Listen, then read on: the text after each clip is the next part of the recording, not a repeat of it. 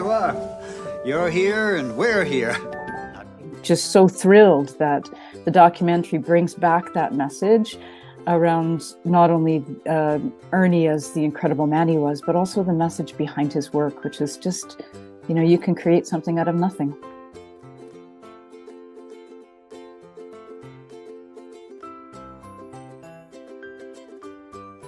Well, I got involved almost 5 years ago, if you can imagine that. And it started like any good parental mission. I tried to jam pack as much stuff from my youth into my kids, whether they wanted to enjoy it or not. I just opened up their brain cavity and said, you are going to watch this lovely programming and enjoy every second of it. They were eating it up like they had never seen it before. And, my son said, this is such a good program. This is not just a dated program from another era, from Dad's generation or other ones. This still has a lot of value to offer kids. And the Mr. Rogers documentary had been released recently. And I thought, why is there not a Mr. Dressup documentary? There's not enough time to discuss the things that I learned. Even being a filmmaker, you think you have an understanding of how things are produced and managed and how it comes together.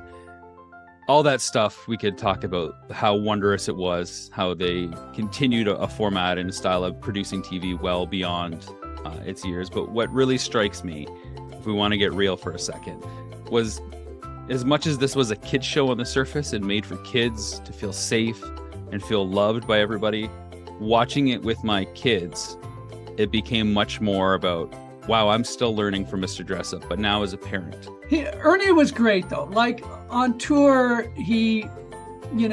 on stage, we were professional, aside from he's trying to break each other up, sort of things. But off stage, he was great. When I first moved in with my foster parents, we only had one channel, and that was CBC. And so Mr. Dressup was a part of the programming. And I think I was probably very similar to many children in Canada. I looked to Ernie as a father figure in a way, and a gentle, kind, wonderful, amazing, creative soul. And I really just it was the accessibility of finding the artist within myself as well that I was really drawn to. So when I auditioned for the show, I have to be honest to say I was a bit starstruck, and I couldn't believe that I was actually able to be in the same room with Ernie, and I was blessed to be able to do so. I think that the biggest challenge, of course, is that puppeteering is very special, and it has a kind of magic that animation doesn't have.